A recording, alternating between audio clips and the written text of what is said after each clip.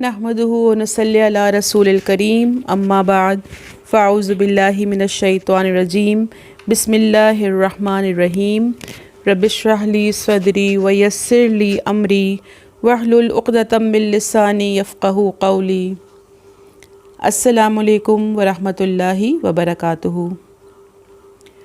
عشرہ مبشرہ series میں ہماری آج کی شخصیت صحابی رسول سیدنا زبیر بن عوام رضی اللہ عنہ ہیں۔ سیدنا زبیر بن عوام کو یہ اعزاز حاصل تھا کہ جن 10 خوش نصیبوں کو اللہ کے رسول صلی اللہ علیہ وآلہ وسلم نے ایک ہی وقت میں جنت کی خوشخبری اس دنیا ہی میں دی، وہ ان میں سے ایک تھے۔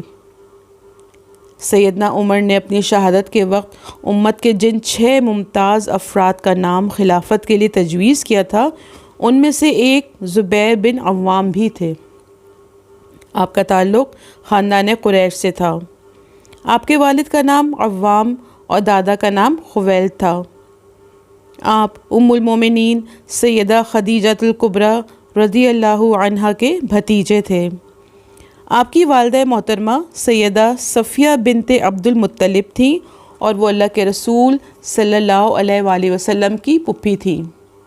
اس طرح سیدنا زبیر رسول اللہ صلی اللہ علیہ وآلہ وسلم کے پھوپھی زاد ہوئے۔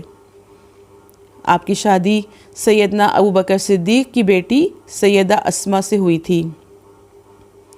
آپ ان خوش نصیب لوگوں میں سے تھے جو دعوت اسلام کی ابتدا ہی میں اسلام کی دولت سے مالا مال ہو گئے تھے۔ اس طرح سے آپ کا شمار السابقون الاولون میں ہوتا ہے۔ اسلام کی دعوت کے آغاز میں جب رسول اللہ صلی اللہ علیہ وآلہ وسلم نے دارالارقم کو اپنی دعوتی سرگرمیوں کا مرکز بنایا تو سیدنا زبیر بھی ان خوش قسمت صحابہ میں سے تھے جو وہاں تشریف لے جاتے اور اسلام کی تعلیمات سے آگاہی حاصل کرتے تھے۔ ایک مرتبہ یہ افواہ پھیل گئی کہ معاذ اللہ کسی نے اللہ کے رسول صلی اللہ علیہ وآلہ وسلم کو قتل کر دیا ہے۔ صحابہ کرام میں غم و غصے کی لہر دوڑ گئی۔ سیدنا زبیر تو غصے میں آگ بگولا ہو گئے، تلوار نکالی اور مکہ کی وادیوں کی طرف چل پڑے۔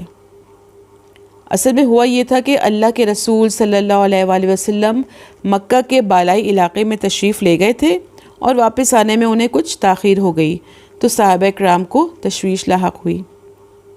سیدنا زبیر کی عمر اس وقت 12 سال کی تھی۔ انہوں نے اپنے والد کی تلوار نکالی اور اسے کندھے پہ لٹکا کر چل پڑے۔ جب لوگوں نے انہیں اس عالم میں جاتے ہوئے دیکھا تو حیرت سے کہنے لگے کہ دیکھو یہ لڑکا تو تلوار لیے پھرتا ہے۔ اتنے میں اللہ کے رسول صلی اللہ علیہ وآلہ وسلم بھی تشریف لے آئے۔ آپ نے جب انہیں مسلح حالت میں دیکھا تو دریافت فرمایا کہ زبیر تم اس طرح سے کیوں پھر رہے ہو؟ تو انہوں نے عرض کیا کہ اے اللہ کے رسول میں اس لیے نکلا ہوں کہ جس کسی نے آپ کو پکڑا ہے اس کی گردن اتار دوں۔ اس طرح سے ان کو یہ اعزاز حاصل ہوا کہ اسلامی تاریخ میں جس نے اللہ تعالیٰ کی رضا کے لیے سب سے پہلے تلوار کھینچی وہ سیدنا زبیر بن عوام رضی اللہ عنہ تھے۔ سیدنا زبیر نے 3 ہجرتیں کیں، 2 حبشہ کی جانب اور تیسری مدینہ طیبہ کی طرف۔ اسلام قبول کرنے کے جرم میں ان کے چچا نے انہیں خوب مارا، بہت زیادہ سزا دی۔ ان کو چھت سے لٹکا کے کہتے کہ اسلام چھوڑ کر اپنے باپ دادے کے دین میں آ جاؤ، لیکن ہر بار آپ کا جواب یہی ہوتا کہ میں ہرگز کفر کی طرف واپس نہیں آؤں گا۔ جب ان کی شادی سیدہ اسماء سے ہوئی تھی تو ان کی مالی حالت کافی کمزور تھی۔ گھر میں کوئی غلام یا لونڈی بھی نہ تھی۔ ان کے پاس صرف ایک گھوڑا اور ایک اونٹ تھا جس کے لیے کھجوروں کی گھٹلیاں خود سیدہ اسماء مدینہ طیبہ کے اطراف میں جا کے جمع کرتی اور اپنے سر پہ لا کر ان کو پیستی، پھر گھوڑے کو کھلاتی۔ سیدنا زبیر کی عمر اس وقت 17 برس کی ہوگی جب انہوں نے رسول اللہ صلی اللہ علیہ وآلہ وسلم کے ساتھ جہاد کا آغاز کیا۔ آپ تقریباً ہر مارکے میں رسول اللہ صلی اللہ علیہ وسلم کے ساتھ رہے۔ بدر کے میدان میں یہ اللہ کے رسول صلی اللہ علیہ وآلہ وسلم کے دائیں بائیں رہیں۔ اس روز ان کے سر پر زرد رنگ کا عمامہ بھی تھا۔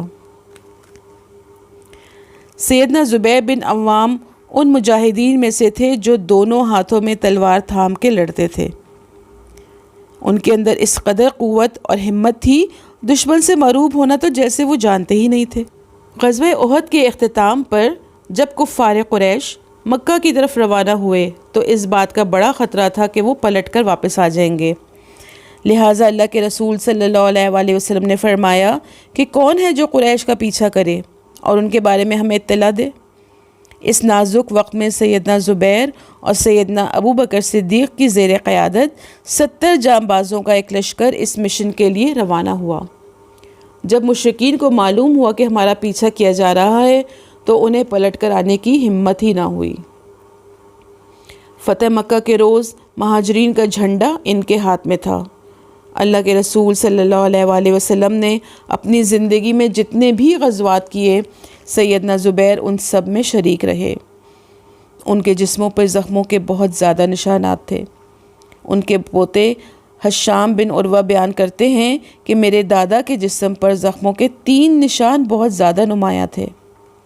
ایک نشان کندھے پہ تھا جو یرموک کی جنگ میں لگا، 2 زخم بدر کی لڑائی میں لگے۔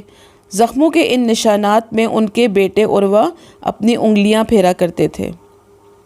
اللہ کے رسول صلی اللہ علیہ وآلہ وسلم نے خندق کے موقع پر ان سے ارشاد فرمایا تھا، فدا کا ابی و امی، یعنی اے زبیر میرے ماں باپ تم پہ قربان ہوں۔ سبحان اللہ، یہ فضیلت اور یہ قدر و منزلت کسی کسی کے حصے میں ہی آتی ہے۔ سن 36 ہجری میں ایک سفر سے واپسی پر مدینہ کی طرف جا رہے تھے کہ راستے میں بنو تمیم کے ایک شخص عمرو بن جرموز نے ان کو دھوکے سے شہید کر دیا۔ اس وقت ان کی عمر مبارک 66 سال تھی۔ آپ بہت زیادہ دولت مند تھے، ترکے میں کروڑوں درہم اور دینار چھوڑے جو سب کے سب حلال کمائی کے تھے۔